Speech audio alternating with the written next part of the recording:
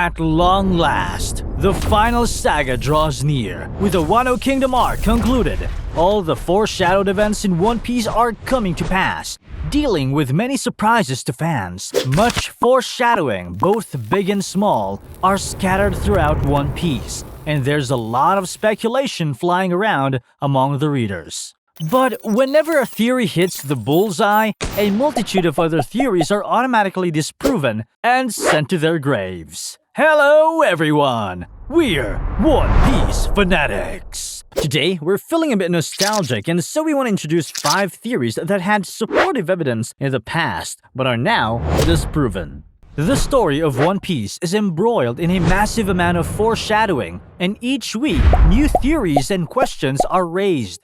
Among these are many theories based off a variety of sources, such as unofficial publications, media posts, popular online discussions, and things Oda Sensei himself wrote in the SBS section. Some theories prove correct, but more often than not, they miss the mark. Today we're introducing the ones that unfortunately did not come to pass. Please note that this video contains spoilers for One Piece up to chapter 1057, so please close the video now if you aren't caught up yet. And with that, let's begin.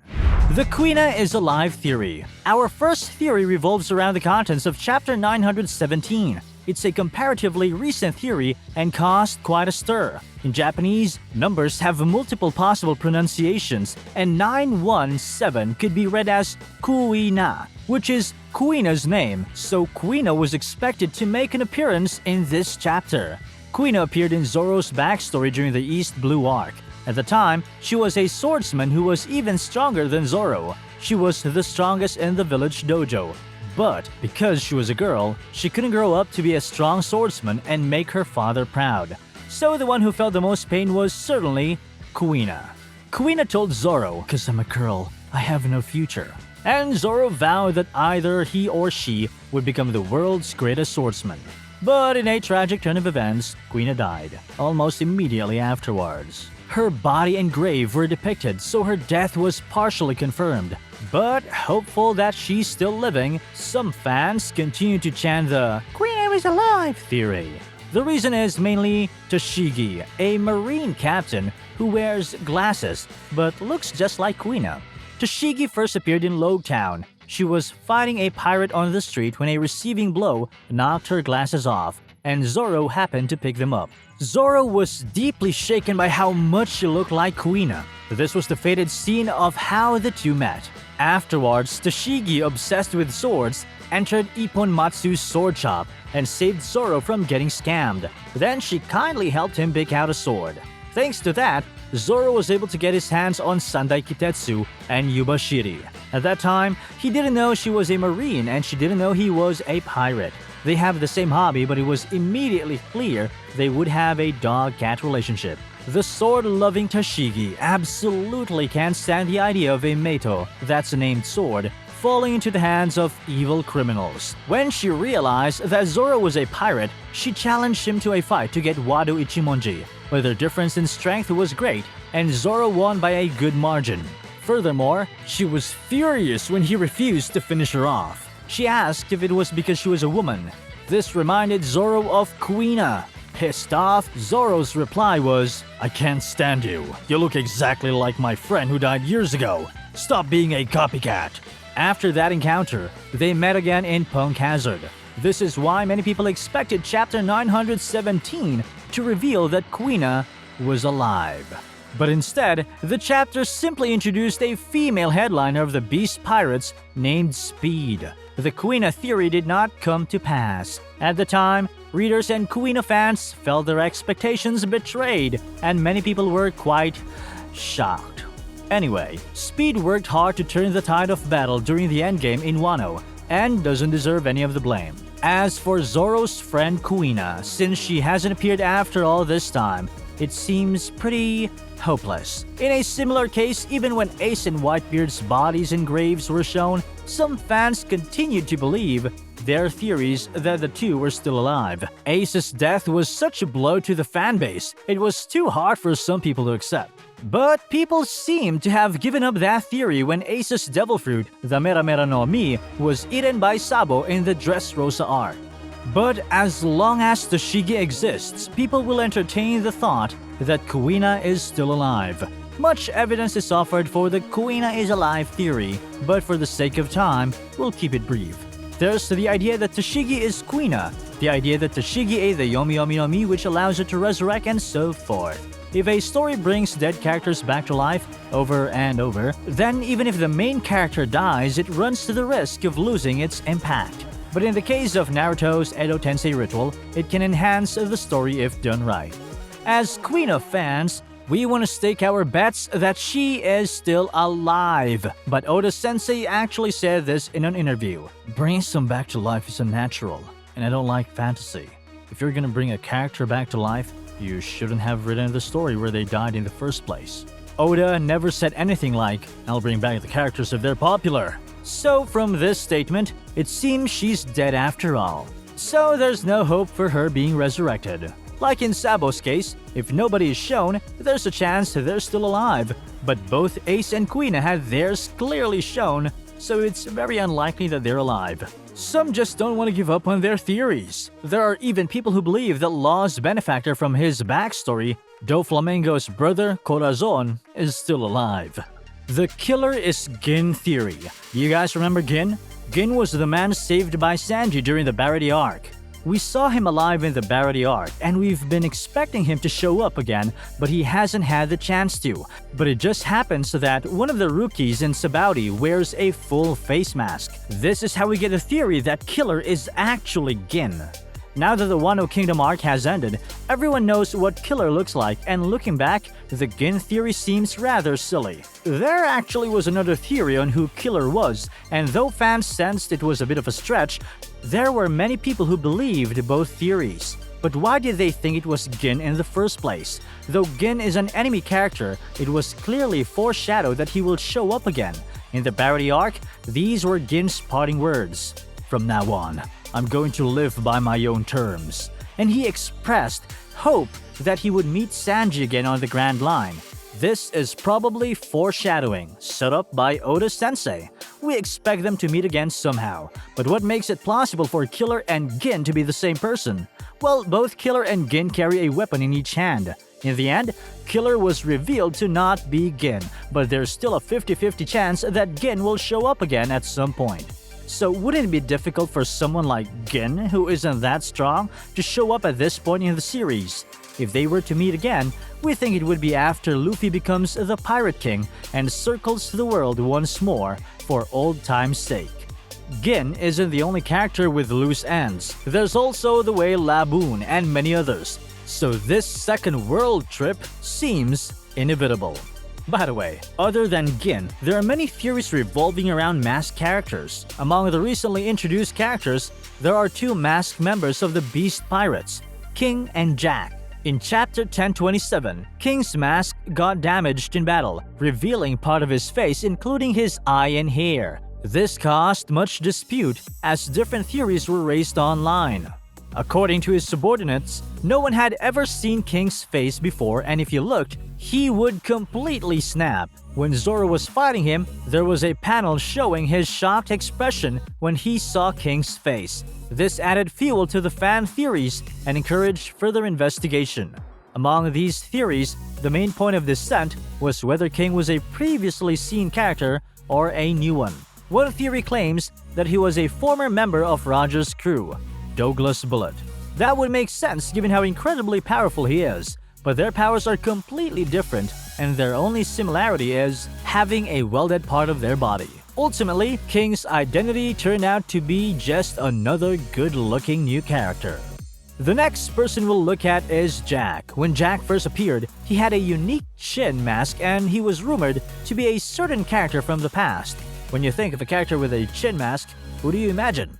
There might be several characters, but the most prominent one is Morgan, the former Marine captain from way back. As you can see, masked characters tend to spark a lot of interesting theories. If any new masked characters show up, we want to keep investigating and making theories about them. The Jinbei's death theory. Now, let's take a look at the theory about Jinbei's death. He's a mentor and the helmsman of the Straw Hat crew, and he's very popular among readers. This theory, centered around Jinbei, was formed near the end of the Whole Cake Island arc, when Luffy was on the brink of death, having fought Katakuri and was being pursued by the commanders. In this dire situation, suddenly Jinbei's former crewmates, the Sun Pirates, show up. The Sun Pirates had gathered in order to save Luffy and say their goodbyes to their former boss Jinbei. Seeing this, Jinbei couldn't abandon his former crewmates, so he told Luffy he would stay there and aid them in battle. Without hesitation, Luffy suggested teaming up with the Sun Pirates, but in this situation, even if they took a stand, the odds of winning were low, so Jinbei refused. Luffy saw the serious look in Jinbei's eyes and said, "Your captain is me now! We'll be waiting in Wano, so you'd better show up!" With that, Luffy departed. The sight of Jinbei's smile left us all emotional in this tear-jerking scene. Jinbei was originally asked to join Luffy's crew during the Fishman Island arc, and in the Summit War risked his life to protect Luffy. And later, when Luffy lost his mind after witnessing Ace's death, Jinbei reminded him that he still has his friends. To Luffy, Jinbei is irreplaceable, which is why he's so popular among readers. In the scene where Jinbei was invited to join the crew, he became the #1 favorite crew member for many fans. That's right, it's because he ignored the law which prohibits giving blood to humans and donated his blood to Luffy. If you think about Luffy and Jinbei's bond, as well as their shared traits, we see they both have Type F blood. But also, they were both injured by Akainu during the Summit War. Luffy's wound remains, and since Jinbei was pierced through, he likely has a scar as well. Many things tie them together, including some pretty gruesome suffering, and it makes us love them even more. With that scene, the readers look forward to Jinbei joining, but since Jinbei feels it's his duty to help the Sun Pirates, Luffy had to postpone the invitation. And because of that, Jinbei broke from Big Mom's association. Jinbei has character. It takes a lot of guts to break away from Big Mom, and it's no easy task, especially because Big Mom holds so much influence and Fishman Island is her territory. With these circumstances, Jinbei needed a considerable amount of time to return the sake cup to Big Mom in the Whole Cake Island arc.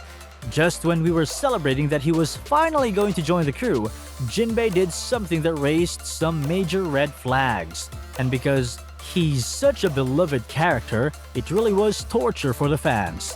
Among the fans, other than death theories, there were also theories where Jinbei loses a leg or gets captured. Then, right before the final battle in the Wano Kingdom arc, more red flags were raised. Luffy gazed at the ocean and murmured, "Huh, Jinbei hasn't come yet." The sound effect of calm waves further shook the readers. At that point in the series, we all felt cornered. Comments like, "He's still alive, he'll come," disappeared after that. We could think of nothing but of his death, and most readers were stricken with despair. But the desperate situation was suddenly turned on its head. The fight on the way to Onigashima, Jinbei appeared and calmly greeted them. As expected of a former Shichibukai, his strength surpassed our expectations. Seeing Law and Kid's faces, many readers were filled with pride, thinking, "Isn't Luffy amazing?" And now that Jinbei has officially joined as the 9th member, it's crazy to think it's been 12 years since the 8th member, Brook, joined. One Piece is truly unpredictable. Even though it can hurt our ego when our theories and expectations are destroyed, it's part of One Piece's charm. We'll introduce one more similar theory, the Mihawk Deaths Theory. This theory started as a quiet whisper when the crew split up for 2 years. During that time, Mihawk trained Zoro and then hardly showed up at all. Of course, at Sabaody, people like Hancock, Okama, and Haradas showed up to say their goodbyes. But Perona was the one who saw Zoro off, because there was no mention of Mihawk.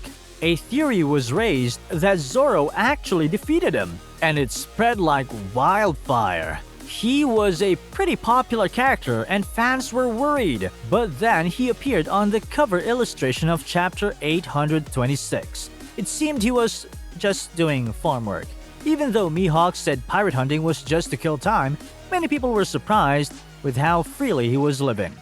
And outside the frontispiece, he was seen strengthening his influence by forming an organization with Crocodile and Buggy. If we think about why he didn't see Zoro off at Tsubauti, it could easily be because of his tsundere personality. He doesn't like showing his soft side. The Straw Hat Number Pattern Theory. The final theory we'll look at is about the order of the members of the Straw Hats. This one is rather famous among fans. It's the theory regarding who will be the 11th member of the Straw Hats. We don't know yet if it will come true or not, but let's look at the details. Many readers believe the theory that if you take all the Devil Fruits names from the Straw Hat crew, you can organize their syllables into numbers from 1 to 10.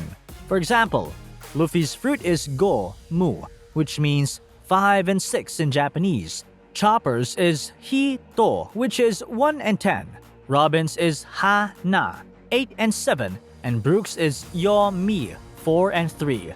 But since Jinbei doesn't have a fruit, there will probably be another Devil Fruit user joining with syllables to make the numbers 2 and 9. This will complete the string of numbers. There were a few current Devil Fruits which have the correct syllables to form 2 and 9. We have Bartholomew Kuma's Nikyu Nikyu no Mi and Kinemon's Waku Waku no Mi as famous examples.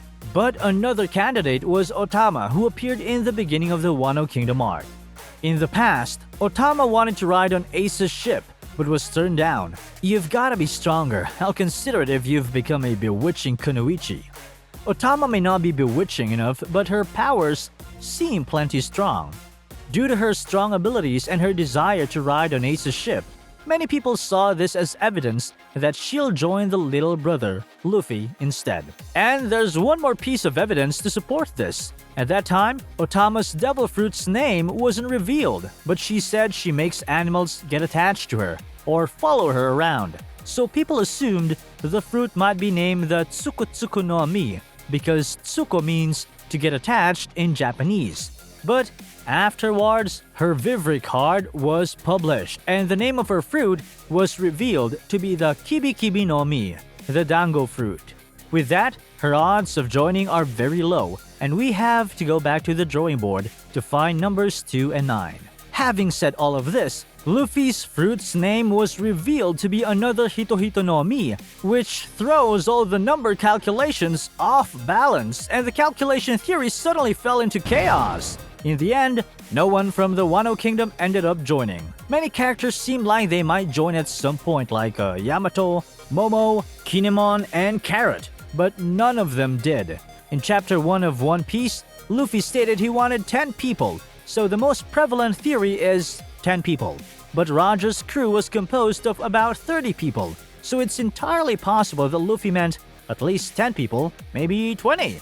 It didn't happen in the Wano Kingdom. Since we're nearing the climax, it wouldn't be surprising if they hurried to add a previously foreshadowed character to make a crew of 10. And that's it for our summary of the cool One Piece theories that unfortunately were debunked. Which one did you prefer? Even when theories are proven wrong, the theory is always interesting. That's one of the greatest things about One Piece. We plan to make more One Piece related videos in the future. If you like the video, please check out the other ones on our channel. If you want us to cover something specific, be sure to leave a comment below and we'll try to make a video about it next time. Thank you for watching. See you in our next video.